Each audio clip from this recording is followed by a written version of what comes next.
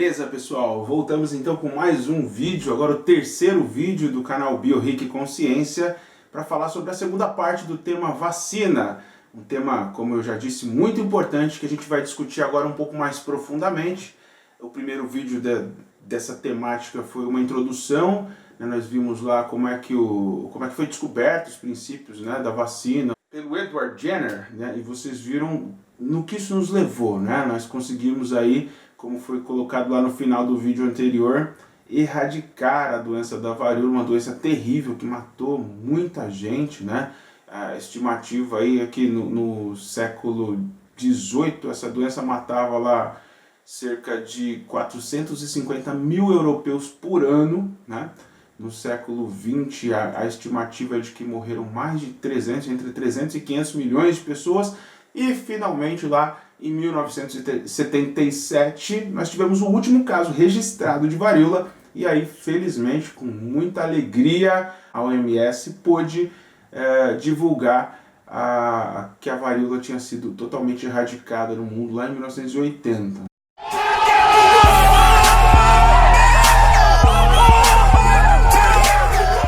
Então, para começar rapidinho falando sobre a questão da varíola, só para encerrar esse assunto, lá no meio do século XX tiveram muitas campanhas, né, campanhas de vacinação que utilizavam lá a técnica do Jenner, né, para imunizar as pessoas, e essas campanhas foram se alastrando pelo mundo. Teve um caso que é necessário comentar, né, que aconteceu aqui no Brasil, né? Um cara muito famoso chamado Oswaldo Cruz, acredito que todo mundo conhece.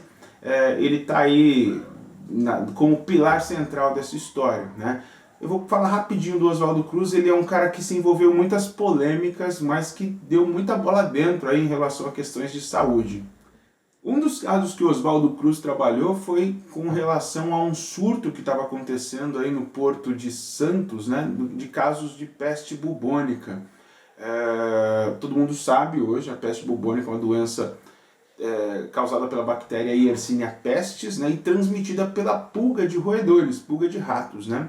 O Oswaldo Cruz, né, vendo aquela coisa acontecendo, os casos cada vez aumentando mais, um surto terrível, e a peste levava muita gente à morte, ao ponto de que os portos começaram a ser fechados, né, embarcações de fora, estrangeiras, não queriam mais fazer comércio, né, que envolvesse o porto aqui, com medo, né, apavoradas, com medo de pegar essa doença e acabar falecendo por conta disso, né? Então, como estava prejudicando inclusive a economia, né, questões de saúde e também a economia dessa questão de comércio, chamaram lá o Oswaldo Cruz para tentar resolver. Ele fez uma campanha, obviamente, de vacinação pesada, fazendo com que as pessoas fossem vacinadas, distribuindo as vacinas.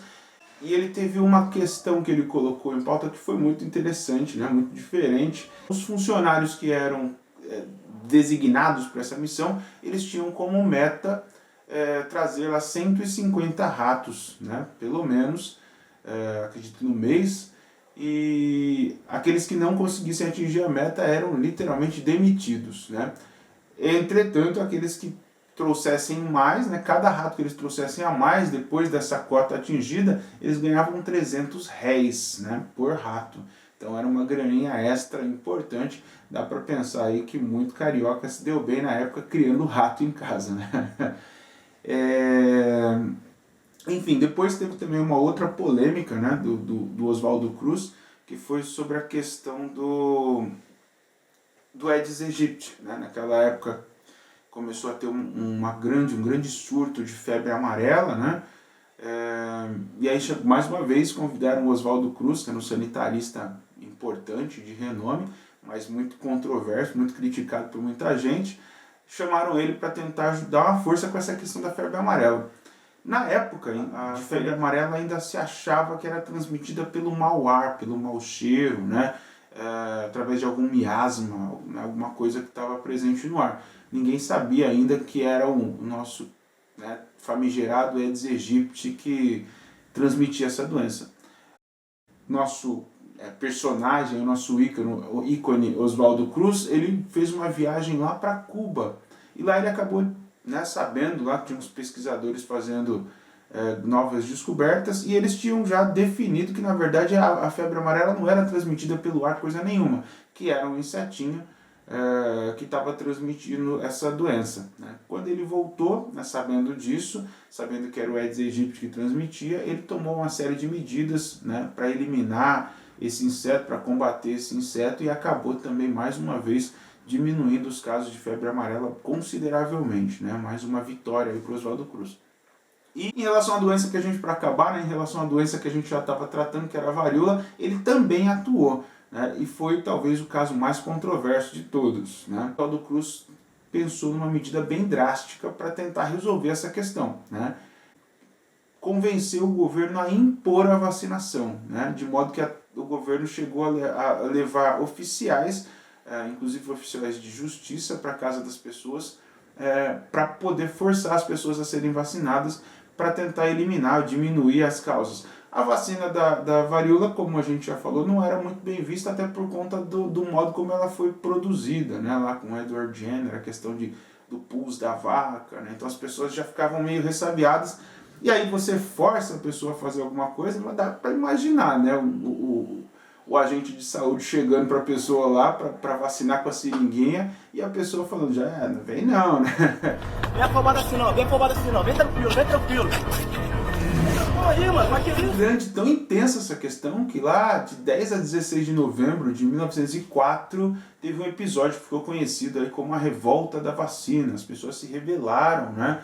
Literalmente não queriam essa questão de ser forçado a se vacinar. Algumas pessoas até começaram a organizar um movimento armado, né? O governo foi lá e chamou o exército, teve um conflito bem pesado, durou pouquinho, né? Uma semaninha aí, mas aí o governo deu aquela recuada, falou, então tudo bem, ninguém precisa mais, né? A gente não vai obrigar, forçar ninguém a se vacinar, mas, né, fica definido aí que o cidadão que quiser estudar, ou se casar, ou trabalhar no solo nacional, no solo brasileiro, vai ter que fazer isso depois de ser vacinado contra a varíola, né? Aí as pessoas se convenceram e começaram a se vacinar. E aí, com tudo isso, né, o Brasil também entrou nesse caminho para a erradicação, né, da varíola, como a gente viu aí, a doença foi erradicada lá em 1980, dada como erradicada graças a ações como, por exemplo, as ações aí do nosso querido Oswaldo Cruz. Agora vamos falar do tema mais polêmico, mais pesado aqui desse vídeo, né? Que é a ideia do movimento anti-vacina, né? Literalmente existe, né? Eu achava que, até ironizava bastante, achando que não existia movimento anti-vacina, no máximo algumas pessoas, né? Que tinham receio por algum motivo A ou B. Achei que não existia, assim como eu também achava que não existia seriamente pessoas que acreditavam hoje que a Terra é plana, mas a gente vai, né, se surpreendendo com o ser humano todos os dias, e sim, existe literalmente um movimento anti-vacina organizado, de pessoas que divulgam essas informações contra as vacinas, né? Que divulgam a ideia de que as vacinas vão prejudicar os filhos, vão prejudicar as crianças, vão prejudicar a sociedade, e por 1 milhão de motivos. Mas o motivo principal, primordial que iniciou isso foi a publicação de um médico inglês chamado Andrew Wakefield.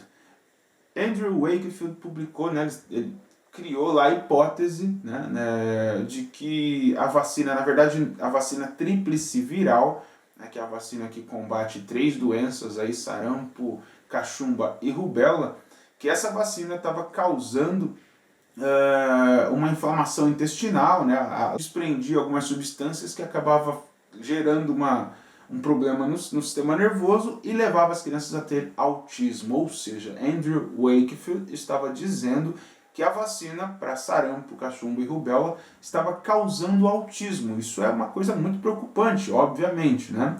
Ele fez a pesquisa, né, com um grupo de pessoas, desenvolveu a sua pesquisa e levou essa pesquisa lá para uma revista extremamente importante, né, que é a The Lancet, uma revista inglesa importantíssima. Revista, obviamente, um assunto tão urgente assim, tão importante assim, acabou publicando, né? Só que o grande problema é Depois da publicação, né, outros pesquisadores, como é de praxis na ciência, outros pesquisadores começaram a ler aquele artigo e começaram a perceber que aquele artigo tinha alguns problemas. Por exemplo, a amostra que o Andrew Wakefield usou era de 12 crianças, né? 12 crianças que ele analisou, 12 crianças escolhidas, nem aleatórias eram, né? 12 crianças que tinham sido escolhidas por ele, que tinham tomado a vacina e que tinham lá o autismo, né? Então ele acabou forjando alguns dados, né? Os pesquisadores começaram a reavaliar os dados, as estatísticas que ele colocou no trabalho, e tinha muita incoerência matemática, tinha afirmações que não poderiam ser feitas, né? Que estavam erradas, literalmente, presente, né, nesse artigo. E aí, um ano depois, a própria revista The Lancet admitiu realmente que tinha cometido um erro e retirou esse artigo lá dos anais de artigos da revista. Então ela considera que esse artigo não deveria ter sido publicado porque foi um erro científico muito grave, e grave não só porque tinha muitos erros, mas porque também acabou gerando um problema que reverbera na humanidade até hoje, né? Isso virou uma polêmica, né? A mídia acabou divulgando isso de maneira como se fosse uma verdade, né? Isso é um problema da mídia, pega lá o que o cientista tá apontando e já divulga como sendo uma verdade científica, o que nem sempre é verdade, né? O cientista, quando coloca, mesmo que a pesquisa esteja correta, ele colocou lá o que ele descobriu, um ponto que ele descobriu, né? A verdade sobre aquilo está muito além ainda, e provavelmente vai ter muito mais pesquisas que virão depois, né? Não dá para você pegar isso e já jogar no público aberto como se fosse uma verdade absoluta, que a ciência descobriu, que foi comprovado cientificamente, como eles gostam de falar, né? Mas o que acontece aí? Qual que foi o grande problema? O problema é que as pessoas vendo isso na mídia, né, ficaram apavoradas com essa vacina, e a taxa de vacinação caiu vertiginosamente lá na Inglaterra, na Europa. Começou a se espalhar essa informação, as pessoas iam comentando, falando que a vacina causava e que não era para vacinar, né? Isso, depois de tanto tempo, né, até hoje. Esse artigo saiu lá em 26 de fevereiro de 1998, né? E até hoje as pessoas ainda acham, ainda pensam, ainda divulgam e espalham a ideia que as vacinas, né, especificamente, principalmente essa vacina tríplice viral, são causadoras de autismo, por isso não se deve vacinar. Gente, vários outros pesquisadores evidenciaram, publicaram artigos, reanalisaram, reavaliaram e afirmaram que a vacina não causa autismo, não tem nenhum vestígio de que a vacina possa ter causado em qualquer momento esse tipo de problema em qualquer criança, né? Depois que tudo foi, né, o artigo foi retirado e tudo mais, investigações posteriores descobriram que o Andrew Wakefield, né, na verdade, ele tinha criado um novo imunizante, uma nova substância que imunizava contra sarampo especificamente, e aí ele foi aconselhado por um advogado ou outro a divulgar essas informações, ainda que erradas, ainda que distorcidas, para minar um pouco a vacina da tríplice, que já era uma vacina conceituada, que todo mundo utilizava, e aí ele conseguiria vender o produto dele, né? Foi mais uma tentativa de golpe de marketing, de golpe de venda, né?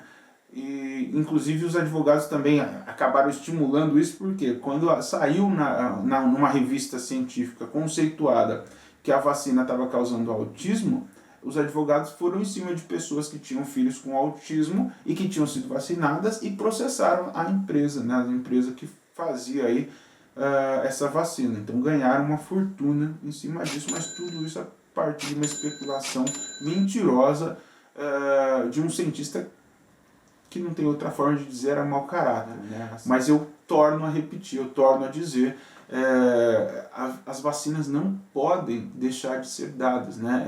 Como vocês viram, né?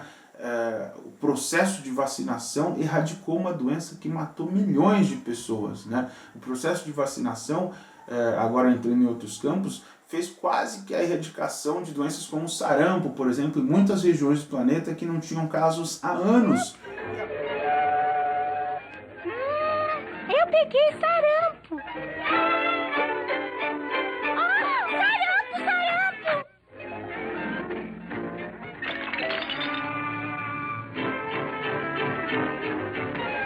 Já pra casa, pra cama, saia! E agora, por conta dessas informações que estão sendo dissimuladas, estão sendo espalhadas maldosamente por algumas pessoas, acredito, infelizmente tem pessoas que não sabem, que são ingênuas e que acabam acreditando, só que com esse tipo de coisa, doenças como sarampo, por exemplo, estão voltando e isso é um problema muito grave para muita gente aí. Cada dia mais, vocês devem acompanhar nas mídias aí, casos de sarampo têm aparecido não só no Brasil, né, mas na Europa, nos Estados Unidos, né, Estados Unidos, um país que o movimento anti-vacina cresceu muito rápido, né, muito forte lá.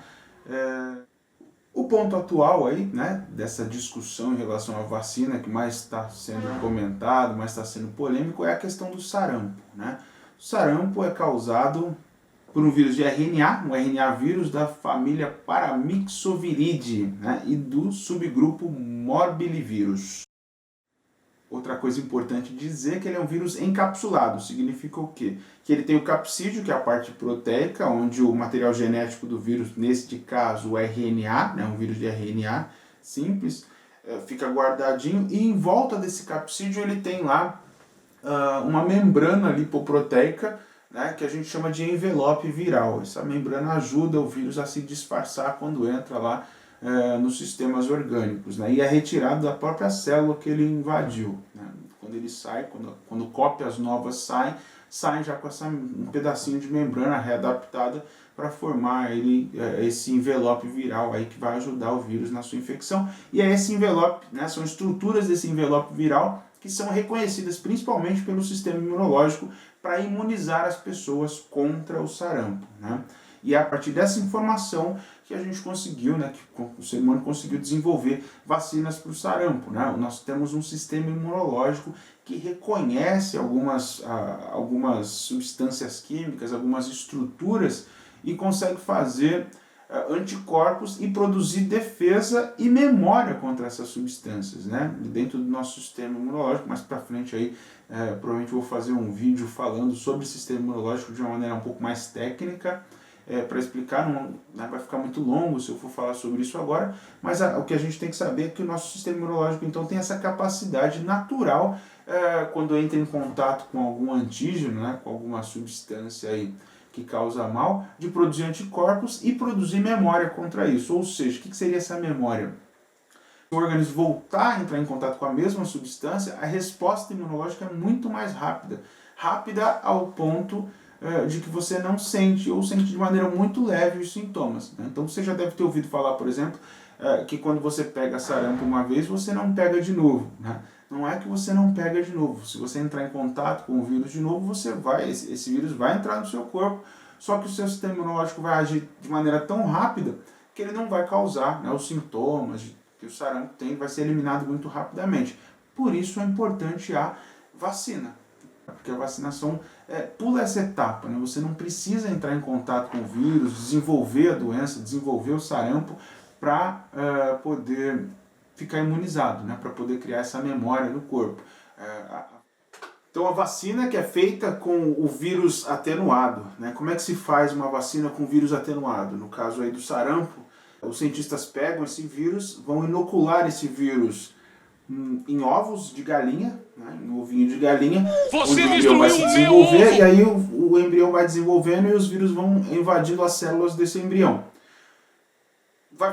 O cientista faz isso algumas vezes, né, em alguns ovos, algumas gerações. Com o tempo o vírus começa a se adaptar às células do embrião, vai começando a sofrer algumas pequenas modificações para se adaptar, se ajustar melhor à célula do embrião.